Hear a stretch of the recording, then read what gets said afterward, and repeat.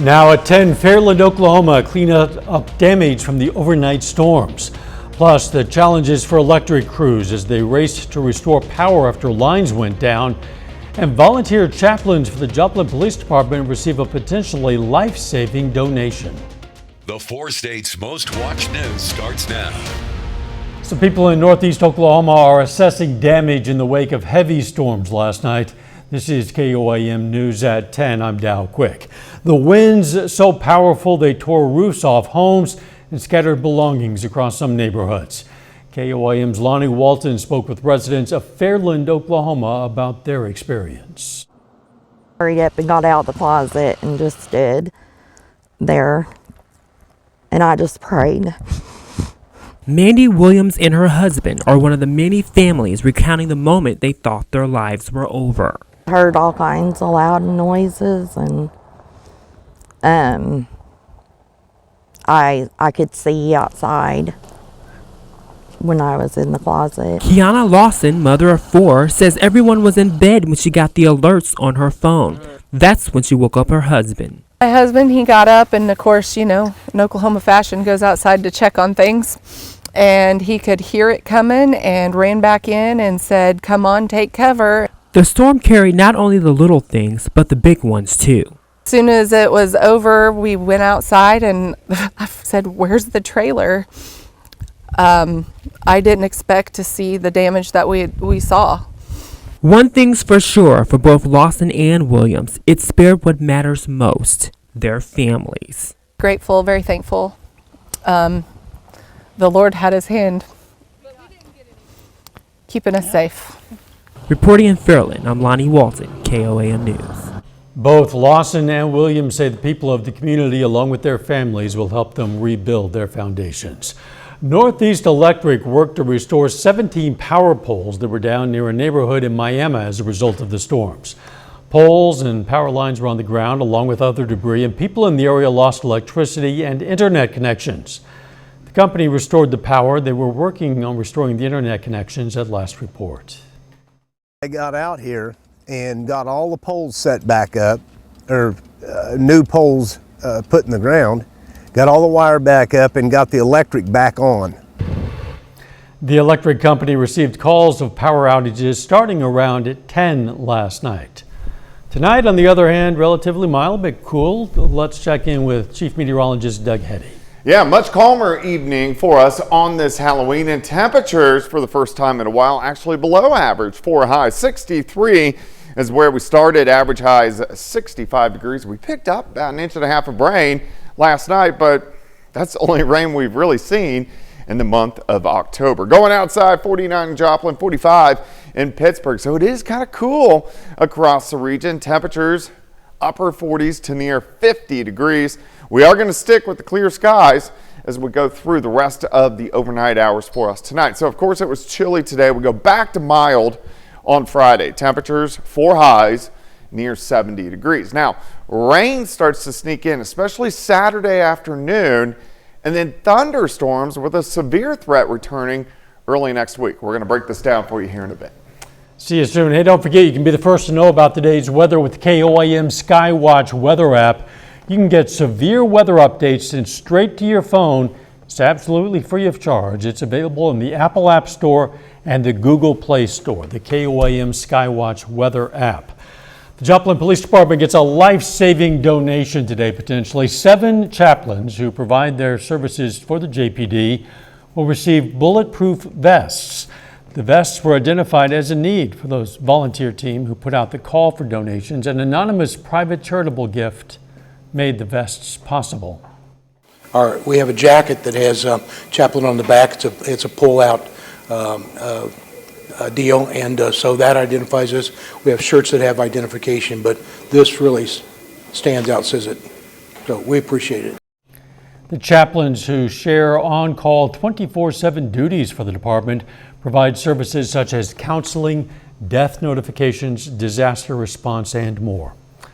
Hundreds of elementary school students in Southwest Missouri get to show off their Halloween spirit. That's coming up, but next. Guided tours in Fort Scott hope to shine some light on some scary history. I'm Samantha Walker, and I'll have that story coming up. At 5 a.m. Telling scary stories is a Halloween tradition for a lot of people, and the Fort Scott National Historic Site is taking part by hosting the program Murder and Mayhem at the Fort. The event aims to tell some of the more disturbing stories from the fort's history. KOIM Samantha Walker has more. We love to get dressed up, so this is an opportunity for us to get in historic clothing and share some of the stories, but not the normal stories we share. The Fort Scott National Historic Site dates back to the 1840s, and with that long history comes a lot of stories. The historic site is using the scary season to guide visitors through history by the light of lanterns. These are very important stories. They are not the ghost stories or dramatic stories, but the history of this part of the country was a scary time in the mid-1800s. Guides in period wear are telling some of the darker but true stories from the fort's Civil War history. From tragic accidents and murder between soldiers to the violence associated with Bleeding Kansas. We're looking at some of the sadder stories, but we have to learn from history. And if we don't learn what brought these kind of situations on, we'll repeat them. Park staff say the Halloween season is the perfect time for these tours because sometimes the most scary story you can tell is the reality of history. This is not just a bunch of old buildings. That this is the story of America. This is their history. This is the trials and tribulations that people went through trying to help keep us free, trying to help make our country great. Reporting in Fort Scott, Samantha Walker, KOAM News. Tonight's tours were free and open to the public and look like a lot of fun. You can learn more about future events at the historic site on our website. Of course, that's KOAMnewsnow.com. Here's a look at some Halloween artwork by young artists in Pittsburgh. More than 50 child artists were able to show off their spooky creations by participating in Pittsburgh's Halloween window painting contest. Some not so spooky, but all of them fun. Congratulations to Caitlin Chamberlain, who won the 9 to 12 category, and Frank Boldrini, who won the 5 to 8 category. Americans are projected to spend $11.6 billion for Halloween this year, with much of that happening at the last minute, just today. Just under $8 billion is going toward costumes and decorations alone. Stores like Spooky Jake's in Pittsburgh offered special deals today for those last-minute shoppers who tried to find that perfect costume or decoration. Store manager also offered advice for those who might have struggled to come up with a costume this year. It's been steady this morning, and we are everything in the stores buy one get one free, which is a great deal. Yeah. A lot of last minute, people looking for stuff. Some of the top costumes this year were Bob from the Beetlejuice movie, Deadpool and Wolverine, and the Minions. Nothing says Halloween fun like hundreds of elementary kids dressed in their holiday best. That would be costumes. Students from the Anderson Elementary School in Anderson, Missouri got to strut their stuff in this parade. Local businesses turned out to celebrate the kiddos in all their fun, spooky, and creative costumes by, of course, handing out candy. I believe my favorite part is the community part. The part where the community comes together for the greater good of our students and just shares smiles and laughs. It truly is an amazing experience that our kids look forward to every year. About 600 students turned out for that parade. Wow. Look at this. One Neosho, Missouri boy hopes his Halloween costume is a prediction. 7-year-old Wilder got decked out this year as the future Kansas City Chiefs Super Bowl three-peat ring. Wilder's mom says it's not heavy, just styrofoam, a lot of rhinestones and super glue, a lot of super glue. The family plans to make the trip to see the 7-0 Chiefs play on Monday. When asked if Wilder would wear the costume to the game, his dad said, quote, "Oh yeah." A little later, the Missouri Conservation Department encourages people to celebrate one of the Show Me State's winged residents. And we get a brief break from the rain, but more's on the way. We're going to look at that coming up. Multimedia journalist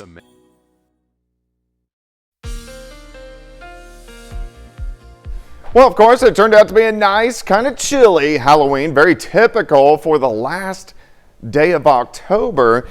Pretty much clear skies outside for us today. It looks great right now. Indigo Sky Casino and Resort Indigo is just outside of Seneca, Missouri. It's going to be quiet tonight. It's going to be chilly. Look at our temperatures, anywhere from 45 in Stockton, 51, a little bit warmer in Neosho, 49 in Grove, Pittsburgh 46, 46 as well. In Neodesha, here's 7th, here's Rangeline, 49. Winds are pretty much calm. They'll stay calm as we go through the overnight hours tonight. We'll also stick with the clear skies. Nothing going on here in the Central Plains, but here's our next storm system already developing out across the Pacific Northwest, and that system is going to head toward us. So we're looking at upper level flow, 15, 16, 17, 18,000 feet, and you can really see our storm energy. So here comes this storm. It dips deep into the western third of the country, moisture ahead of it, and then this system tracks just to our north, giving us showers and thunderstorms. This is on Monday. This system passes by, we reload, another one drops deep into the southwest and heads right toward us again. I'm liking this new pattern. We're in this pattern for the next year. Of course, we have some dry stretches, as we know, prior to last night. But I like how these systems are tracking out because I like winter weather, and these are going to be good for us in December and January. Good for me, maybe not good for you. All right, through the overnight hours, lower 40s, so a chilly start. We're going to go into lower 60s by noon. By the afternoon, a little warmer. High temps right around 70 degrees. Clouds increase tomorrow night, so mostly cloudy by Saturday morning. Look at showers picking up in our western counties. These want to move in a little bit faster now on Saturday. Of course, Pitt State's got a game Saturday afternoon, so that rain is going to be inching in. Showers, thunderstorms pushing through Saturday afternoon into Saturday night. Heavy amounts of rain. Nothing severe on Saturday, which is good news, but that will change up a little bit on Sunday and Monday. First off, a day planner, 44 to start, 62 by noon, high temp is 70. If you're heading out to high school football tomorrow evening, looks great, a little cool. We'll be sitting into lower 60s. All right, so let's get back into the stronger part of this storm system. On Sunday, periods of showers and thunderstorms really all day. Anything severe would stay toward Oklahoma City, but we will get some stronger storms. Then the main system kicks out and pushes through on Monday. If we can clear out a little bit Monday morning, we'll go through another round of severe weather once we get into Monday afternoon. So keep that in the back of your mind. Also keep this in the back of your mind. I turned this model down, so this shows projection rainfall amounts. It was showing upwards of 10 inches, which I thought was a little insane, so I actually adjusted it down. So we're going to go 4 to 6, maybe 7 inches of rain. So we're going to get a lot of rain. I know the rain we got in last night, it soaked in real quick, and hopefully this will help out this weekend. Clocks flop back 1 hour Saturday night, upper 60s to near 70. More rain back in Wednesday, Thursday, Friday. And Mr. Quick, happy 45th birthday. 45th, yeah, again. Wow, I keep having that one. And by the way, I'm very impressed that you can just turn down the spigot on the rain chances like that. Very good. Thanks, Doug.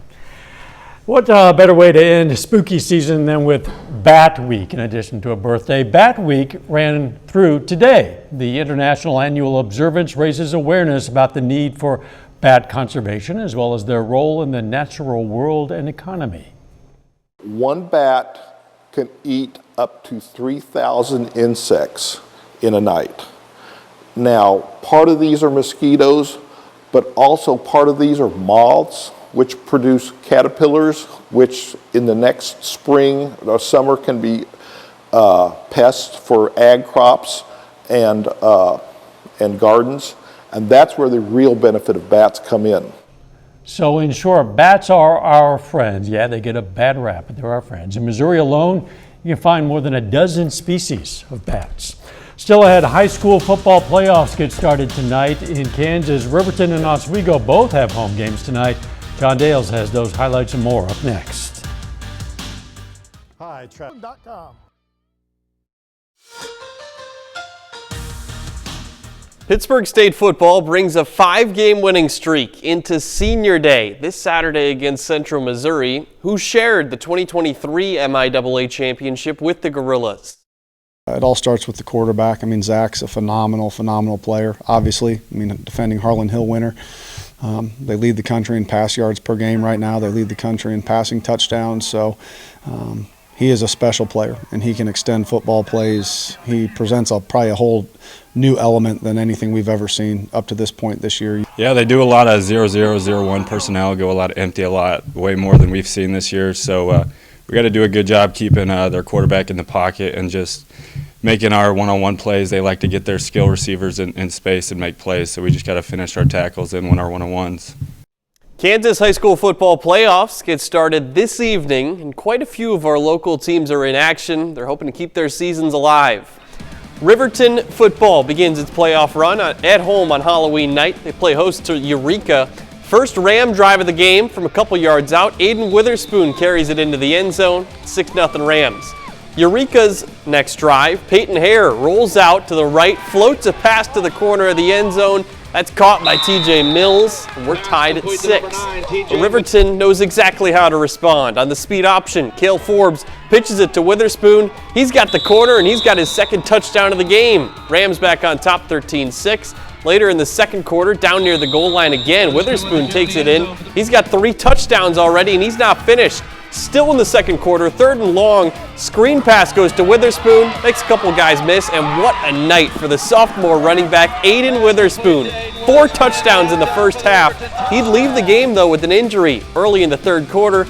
Rams were able to keep the offense moving, though. Tyler Ritz takes a handoff on the end around. He scores a touchdown. Riverton holds off a second-half surge from Eureka and wins 40-36. Rams advance to regionals next week. It's Halloween night in Oswego, and the Indians host a playoff game against the defending state champion, Linden Tigers. Opening drive of the game, Linden strikes first. James Marcotte powers his way into the end zone. Tigers up 6-0 early. On the ensuing kickoff, Hunter Kelly's back deep to return.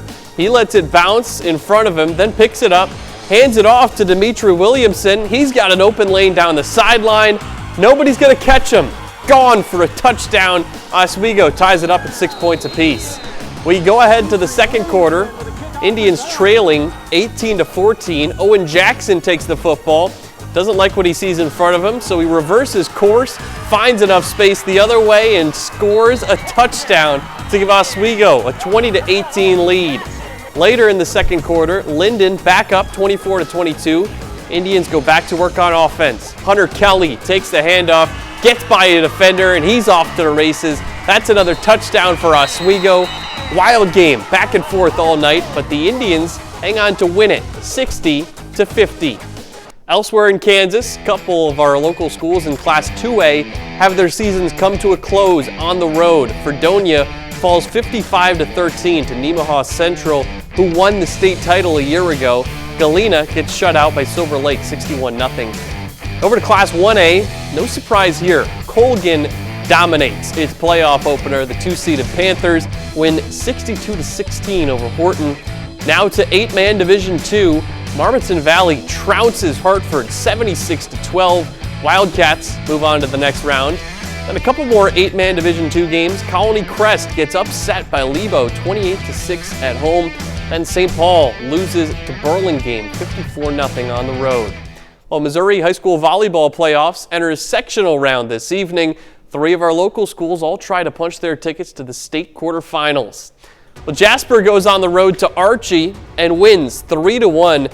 This is the Eagles' 33rd victory of the season, but look at that score. It's just the 3rd time all year that anyone has won a single set against Jasper. Eagles advance to the Class 1 quarterfinals on Saturday. Diamond, not quite as fortunate. Lady Wildcat season comes to an end with a loss to undefeated Fair Grove in the sectionals tonight. Then over in Class 3, Mount Vernon takes down Mountain Grove 3-1. Lady Mountaineers move on to the Class 3 state quarterfinals this Saturday. So we're actually going to have 3 of our local schools from Missouri. Webb City was off tonight, but they're already in the state quarterfinals. Then Mount Vernon and Jasper, all 3 of them try to move on to the Final Four. It's an exciting time of year, and boy, what great highlights tonight. Those were some exciting games. It's fun to have Thursday night football. Yes, even if it is on Halloween. Yeah. We'll be right back. Tuesday, November 5th. Look at this. Talk about getting into the Halloween spirit. Jay Olson has created this elaborate display in front of his house on East 6th Street in Baxter Springs for more than 30 years. Olson says he works throughout the year on decorations, and most of his displays are handmade, and he always, of course, expects a whole lot of trick-or-treaters. Folks lined up from one side down the next, hay rides. The parents in this town, that there's a lot of people that have grown up through here and have this has kind of been a tradition for them. So they'll come, and then when they got little ones that are too scared and it's after dark, they let us terrorize them in their own cars, right? They let us, play. I got a bunch of good parents. It's fun. The community's good, so it makes a lot of fun. Well, sure it is. Some of those displays might be up for a bit longer. If you'd like to check out some Halloween hot spots, we have a list of decorated houses on our website. Just go to KOAMnewsnow.com. The weather is going to be kind of a mix of tricks and treats over the weekend. Yeah, tomorrow's going to be fun. 70 degrees. Saturday, showers and thunderstorms are rolling in, and then heavy amounts of rain Saturday night, Sunday night, Monday. We have a severe threat rolling back in on Monday. The clock's flipped back an hour, so all kinds of stuff going on. Pitt State plays at 2 p.m. on Saturday. And that rain is going to be right on the doorstep, so we'll have to update that tomorrow. Interesting to see if they can get that game in before the rain really comes down hard. Final sports notes. Before we get to Pitt State on Saturday, tomorrow, Missouri high school playoffs start at the high school football playoffs start, and our game of the week is McDonald County taking on Carl Junction. That'll be fun. Thanks for joining us. Don't forget the morning show starts at 5 a.m. Let's make it a great tomorrow.